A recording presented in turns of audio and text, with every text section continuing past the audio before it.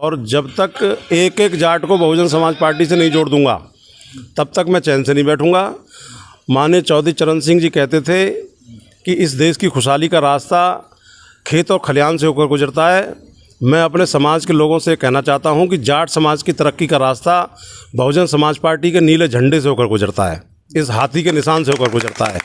जितने ज़्यादा से ज़्यादा लोग जो है हाथी के झंडे को अपनाएंगे हमारे समाज के लोग, उतनी तरक्की होगी। 2022 में बहुजन समाज पार्टी की स्पष्ट बहुमत की सरकार बनेगी। आदरणीय बहन जी 5वीं बार उत्तर प्रदेश की सीएम बनेंगी। बाकी की जमानत जब्त कराने का काम करेंगे। इनको इनकी औकात पता चल जाएगी। जो लोग इस तरीके के मूवमेंट में लगे हुए हैं, बहुजन समाज पार्टी ना पहले कमज़ोर थी ना आज कमज़ोर है। नमस्कार, मैं विशाल कुमार और आप देख रहे हो B Mission TV YouTube channel को। आज हमारे साथ एक बहुजन समाज पार्टी के काफ़ी ज़्यादा बड़े कद्दावर नेता माने जाने वाले शख्स मौजूद हैं। इनको हाल ही में बहुजन समाज पार्टी की राष्ट्रीय अध्यक्ष बहन कुमारी मायावती ने काफ़ी ज़्यादा बड़ी जिम्मेदारी सौंपी है। इनसे इनका परिचय जानते हैं और आपको बताते हैं किस पद पर कार्यरत हैं। सबसे पहले सर हमारे दर्शकों को आप अपना परिचय दीजिए। बहुत बहुत धन्यवाद आपका भैया जी। मैं जहां आप मेरा इंटरव्यू कवर कर रहे हैं यही मेरा क्षेत्र है, यही मेरा गांव है, यही मेरा घर है। मैं मूल निवास सादाबाद का ही हूं। यहां पड़ोस में आपके बिनोवा नगर है, वहाँ हमारा घर है और नगला भूरा में मेरी पैदाइश हुई। तो मैं तो मूल रूप से सादाबाद हाथरस का निवासी हूँ। वर्तमान में मैं गाज़ियाबाद में रहता हूँ काफ़ी टाइम से और वहाँ रह के अपना कारोबार करता हूँ। बहन जी ने जो हाल ही में आपको बड़ी जिम्मेदारी दी है वो क्या कुछ जिम्मेदारी है और किस तरीके से कार्य हो रहा है आपका? आदरणीय बहन जी ने जो मुझे जिम्मेदारी दी है, ये 5 मंडल हैं पश्चिमी उत्तर प्रदेश के। इनमें हमें जो सुरक्षित विधानसभा की 20 सीटें हैं, इन पर हमें लगाया है आदरणीय विजय सिंह जी को और मुझे दोनों को।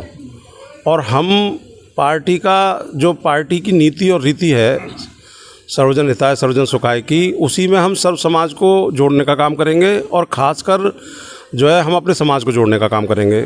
जाट समाज पर, चूँकि मैं खुद जाट हूँ, तो मैं चाहता हूँ कि मैं बहुजन समाज पार्टी के झंडे के नीचे ज़्यादा से ज़्यादा जाटों को जोड़ सकूं और उसी प्रयास में हमारा ये मूवमेंट चल रहा है। हम जितनी भी हमारे पास पश्चिम उत्तर प्रदेश की सीटें हैं, इनमें हम जा रहे हैं, वहाँ पर विधानसभा स्तर पर संयोजक नियुक्त कर रहे हैं और पार्टी के काम को आगे बढ़ा रहे हैं। आज मैं आपके, चूँकि ये मेरा यहाँ मैं सादाबाद का निवासी हूँ, तो मैं आज भाई जेपी सागर जी के और आप लोगों से मिलने के लिए यहाँ आ गया। बाकी आज का कार्यक्रम मथुरा जनपद में लगा हुआ है, वहाँ हम लोगों का एक पार्टी का कार्यक्रम है बलदेव विधानसभा में, तो उसमें जा रहे थे तो रास्ते में आपके यहाँ रुक गए। 5 मंडल दिए गए हैं जैसे कि आपने बताया, और उसमें से आपने अब तक कितने जिले कवर कर लिए? कितने जिलों? हम 90% अपना काम कर चुके हैं। 10 तारीख को, पिछली 10 तारीख को आदरणीय बहन जी से जब भेंट हुई थी, तब उसके बाद में जिम्मेदारी मिली और 15 तारीख से हमने अपना काम शुरू किया। हम 90% जनपद जिले पश्चिमी उत्तर प्रदेश के कवर कर चुके हैं और पहले हमने मुरादाबाद, मेरठ, सहारनपुर मंडल कवर किए। अब हम इधर आ गए आगरा और अलीगढ़ में।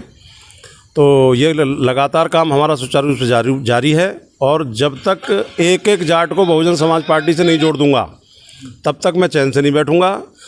माननीय चौधरी चरण सिंह जी कहते थे कि इस देश की खुशहाली का रास्ता खेत और खलिहान से होकर गुजरता है। मैं अपने समाज के लोगों से कहना चाहता हूं कि जाट समाज की तरक्की का रास्ता बहुजन समाज पार्टी के नीले झंडे से होकर गुजरता है, इस हाथी के निशान से होकर गुजरता है। जितने ज़्यादा से ज़्यादा लोग जो है हाथी के झंडे को अपनाएंगे हमारे समाज के लोग, उतनी तरक्की होगी। आदरणीय बहन जी ने अपने शासनकाल में सबसे बड़ा पद कैबिनेट सेक्रेटरी का शशांक शेखर साहब को दिया था। आदरणीय बहन जी ने समय समय पर हमारे समाज को आगे बढ़ाने का काम किया। हमारे समाज का कोई नेता नहीं है, कोई संरक्षक नहीं है। आदरणीय बहन जी हमारे समाज की नेता हैं, संरक्षक हैं। उन्होंने हमारे जाटों के आरक्षण के समर्थन में कई बार चिट्ठियां लिखी, प्रेस कॉन्फ्रेंस करी, हमारा समर्थन किया। और जब बहन जी का शासन था, आदरणीय बहन जी जब सीएम थी 2007 से 12 में 35,000 पुलिस की भर्तियों में 17,500 बच्चे पुलिस में भर्ती हुए थे, बगैर किसी पैसे के ईमानदारी से भर्ती हुई थी। माननीय सुप्रीम कोर्ट ने भी उस भर्ती को सराहा था। तो बहन जी तो हमेशा दबे कुचलों की बात करती हैं, सर्व समाज की बात करती हैं, गरीबों की बात करती हैं। तो हमारा समाज भी पिछड़ा हुआ है। ये जो वर्तमान में सरकारें चल रही हैं, ये ना किसानों के पक्ष में है, ना समाज के पक्ष में है। इनका जो है बुरिया बिस्तर समाज बांध चुका है। मैं गांव में गया तो वहाँ रात को लोग लट्ठों से अपनी फसल की रक्षा कर रहे थे। तो ये सरकारें फेल हो चुकी हैं। 2022 में बहुजन समाज पार्टी की स्पष्ट बहुमत की सरकार बनेगी। आदरणीय बहन जी 5वीं बार उत्तर प्रदेश की सीएम बनेंगी। यही हम लोगों का लक्ष्य है और यही हमारा प्रयास है। एक और सवाल, जैसे कि आपने बताया 5 मंडलों में हमारी 90% तैयारी हो चुकी है, तो आपको आप जो बीएसपी जो तैयार हैं विधानसभा चुनाव किस नज़र से कैसी चल रही हैं? हमारी तैयारी बिल्कुल सही चल रही है, युद्ध स्तर पर चल रही हैं। लोगों में बड़ा इस सरकार जो वर्तमान की सरकार है या पूर्व की सरकार थी उनको लेके आक्रोश है, क्योंकि ये सरकारें लूट में लगी रहती हैं, जनता का ख्याल नहीं रखती हैं। हमारे पार्टी का बूथ सेक्टर स्तर का काम इस समय जोरों पर चल रहा है। ये लोग गुंडागर्दी से, धनबल से, सरकारी मशीनरी से जिला प्रमुख, जिला पंचायत के अध्यक्ष बनाने का काम कर रहे हैं।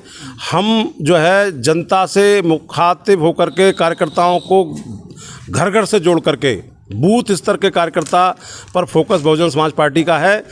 वही कार्यकर्ता हमको बूथ से लेकर के और विधानसभा तक पहुंचाने का काम करेंगे। उन्हीं पर फोकस है इस समय बहुजन समाज पार्टी का, उसी कार्य में हम लगे हुए हैं। एक और सवाल है, तमाम दल आ चुके हैं यूपी में और जो बीएसपी का वोट काटने में लगे हुए, क्या वो बीएसपी का वोट पे सेंध लगा पाएंगे जो नए दल आए हैं?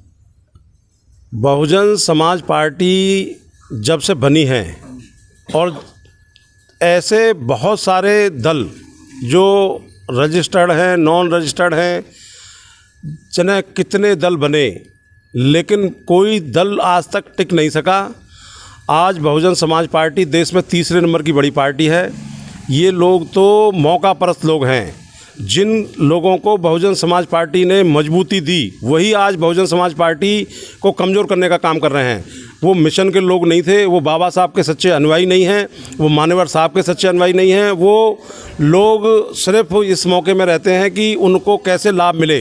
तो जनता और ख़ासकर हमारे जो दलित समाज के लोग हैं वो सब जानते हैं और मौका पड़ने पर वो सिर्फ हाथी का निशान ढूंढते हैं। बाकी की जमानत जब्त कराने काम करेंगे। इनको इनकी औकात पता चल जाएगी।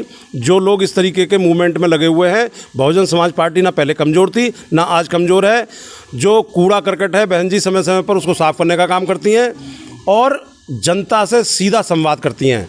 आज बहुजन समाज पार्टी के पास वोट बहुत है और इसका लाभ निश्चित हमें 2022 में मिलेगा। एक और सवाल जी, 2017 के विधानसभा चुनाव में जिस तरीके से ये वोट में बढ़ोतरी हुई है या कमी हुई है, 2022 में बढ़ोतरी दिखाई दे रही है आपको? नहीं, निश्चित। आप बहुजन समाज पार्टी का आप पिछले चुनावों का एवरेज देख लीजिए। हमारे पास में 20%, 19.5%, 22%, 23%, इसमें कोई कमी नहीं है। इससे अब किसी तो हम स्पष्ट बहुमत की सरकार बनाएंगे। जो 2022 में बहुजन समाज पार्टी की स्पष्ट बहुमत की पंचायत के इतने जीते हैं, तो फिर ये बीजेपी के जिला पंचायत के अध्यक्ष इतने कैसे बन गए? वो वोट, इसका मतलब समाजवादी पार्टी का भी बीजेपी को ट्रांसफ़र हुआ। और बहन जी अपने कार्यकर्ता को बचा करके रखती हैं। ये गुंडागर्दी से, धनबल से और सरकारी तंत्र से जो इन्होंने ये जीतने का काम किया है, ये सब बसपा सरकार बनने पर अपने आप नीले झंडे के नीचे आ जाएंगे। आप देखिएगा भविष्य में। जिला पंचायत की बात अब आपने छेड़ी दी है, तो एक और सवाल है कि समाजवादी पार्टी के जो प्रवक्ता हैं वो आए दिन ये बोल रहे हैं जब जिला पंचायत अध्यक्ष का चुनाव ना लड़ा है बसपा ने तो विधानसभा भी ना लड़े। इस पर क्या कहना है आपका? नहीं, समाजवादी पार्टी पहले अपने दामन में देखे कि उनको क्या करना है। ये तो बहुजन समाज की नेता आदरणीय बहन जी की कृपा दृष्टि थी जो उनकी 5 सीटें आ गई। नहीं तो 5 सीटों पे अखिलेश यादव खुद हार जाते। और बहुजन समाज पार्टी एक राजनीतिक विंग के साथ साथ एक महापुरुषों का मिशन मूवमेंट का भी काम करती है। इसीलिए ना ये पार्टी कभी ख़त्म हो सकती, इसको ख़त्म करने वाले स्वयं ख़त्म हो जाएंगे। बाबा साहब का मिशन कभी ख़त्म नहीं हो सकता, ये आगे बढ़ता रहेगा, बढ़ता रहेगा, बढ़ता रहेगा।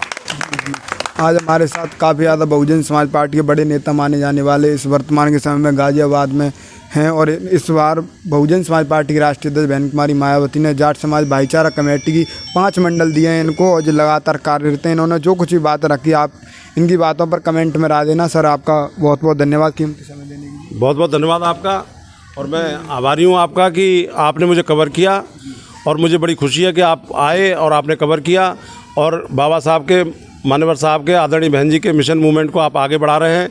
मैं प्रेस का आपके माध्यम से धन्यवाद देता हूँ। बिल्कुल धन्यवाद। जय भीम, जय भारत।